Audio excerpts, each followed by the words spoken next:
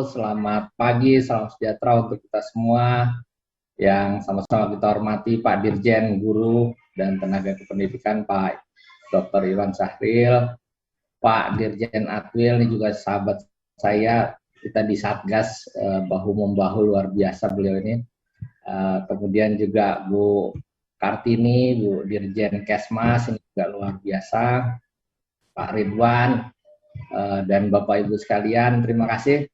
Pak Iwan, mohon maaf Pak Ganip tidak bisa karena sedang mendampingi Pak Presiden saat ini di Makassar. Mohon izin, saya menyampaikan beberapa hal singkat saja. Tadi sudah sangat jelas apa yang disampaikan oleh Bu Kartini maupun Pak Safrizal ya, Pak Dirjen dan Bu Dirjen terkait dengan apa saja yang harus diperhatikan. Intinya yang pertama, kita harus meminimalisir risiko Bapak Ibu sekalian. Ya, karena begitu terjadi klaster, begitu terjadi penularan, biayanya menjadi sangat mahal, kerugiannya menjadi sangat besar. Ya, kita sudah mencapai kinerja yang luar biasa dan berharap kinerja ini bisa dipertahankan bahkan ditingkatkan. Kita ini baru 2 minggu berhasil melandaikan kondisi yang ada dan kita tahu bahwa kinerja ini atas kontribusi semua pihak. Tetapi satu hal yang perlu dipahami bahwa mengurangi atau meminimalisir risiko tidak sama artinya bahwa kita sedang menghilangkan risiko. Tidak. Bahwa risiko di masa pandemi masih ada karena kita belum keluar dari masa pandemi. Jadi mengurangi risiko bukan berarti menghilangkan risiko. Tadi Pak Dirjen sudah sampaikan juga baik Pak Iwan maupun Pak Safrizal ya. Kita mencoba mengurangi risiko. Kalau sudah dites antigen ternyata negatif, bukan berarti pasti Bapak Ibu sekalian para peserta tes ini adalah orang yang sudah bebas dari COVID. Karena akurasi dari swab antigen itu hanya sekitar 70-80%.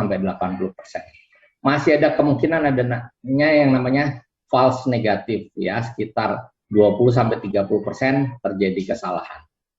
Lalu kemudian pakai masker ya. Jadi walaupun sudah dites antigen, orang harus pakai masker, orang harus menjaga jarak ya, dan seterusnya. Itu betul-betul untuk meminimalisir risiko penularan ya. Terus pelaksanaan seleksi harus memastikan penerapan protokol kesehatan secara ketat Bapak Ibu sekalian. Jadi mohon betul ini sekalinya kita lolos ya. Ini Pak Safrizal pusing lagi nanti ya, naikkan level lagi sama Bu Kartini level 4 ya. Kita berharap sama sekali tidak. Dan peserta tes diharapkan berasal dari wilayah itu sendiri ya. Terus kemudian untuk penyediaan vaksin saya pikir kami juga sudah merekomendasikan sebaiknya ada koordinasi dengan Kemenkes dan Satgas daerah. Lalu kemudian untuk yang wilayah PPKM level 4 ini tentu pelaksanaannya harus jauh lebih ketat Bapak Ibu sekalian, dan kalau bisa ada syarat untuk vaksinasi. Saya izinkan saya untuk share screen sedikit.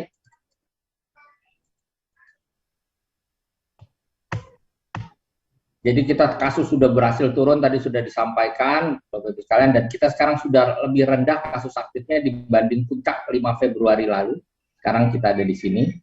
Nah, kemudian PPKM darurat sudah berhasil menurunkan, PPKM leveling juga sudah berhasil menurunkan kasus. Jangan sampai kinerja kita ini berantakan lagi gara-gara kita tidak betul-betul memperhatikan. Kami tahu bahwa ini juga nasib masa depan guru-guru kita, tetapi kita tahu bahwa semua aktivitas harus dilakukan dengan penuh kehati-hatian.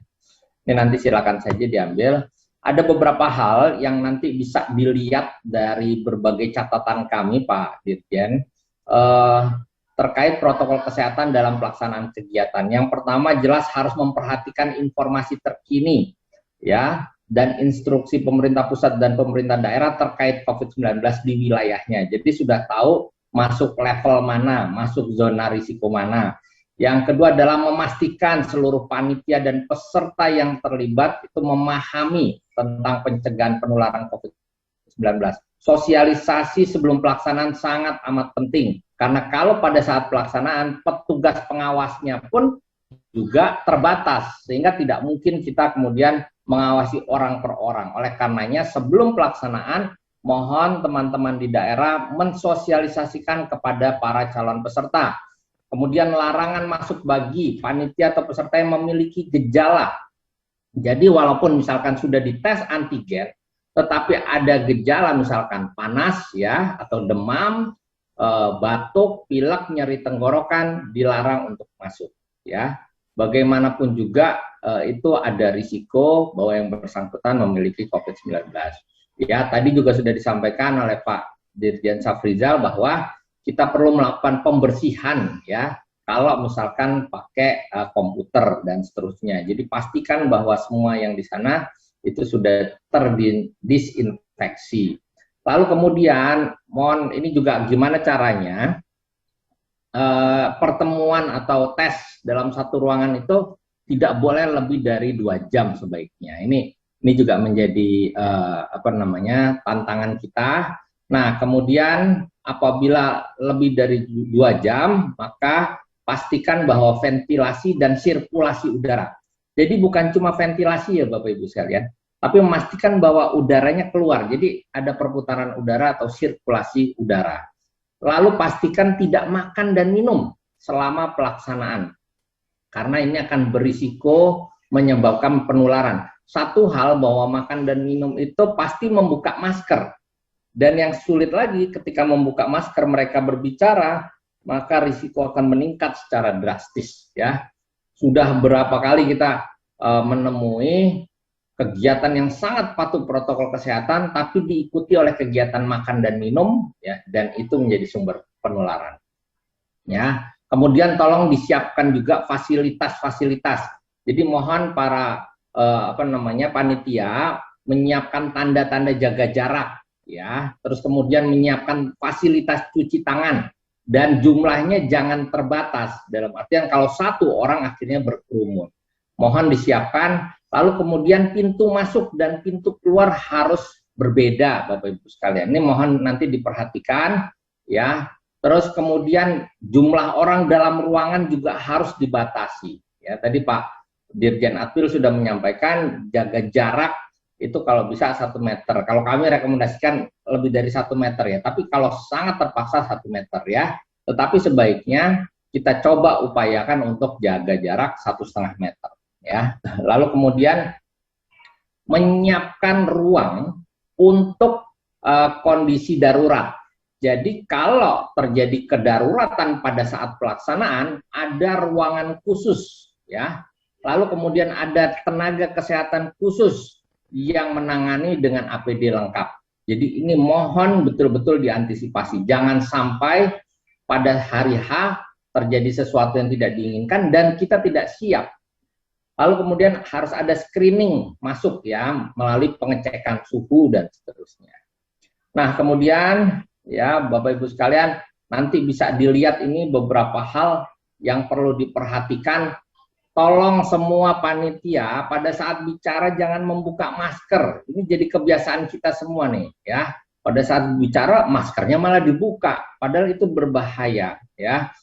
Pakai masker, dibiasakan untuk bicara dengan menggunakan masker. Jadi tetap saja walaupun kita bicara gunakan maskernya karena berada di dalam ruangan atau dengan jumlah orang yang dihadapi yang cukup banyak.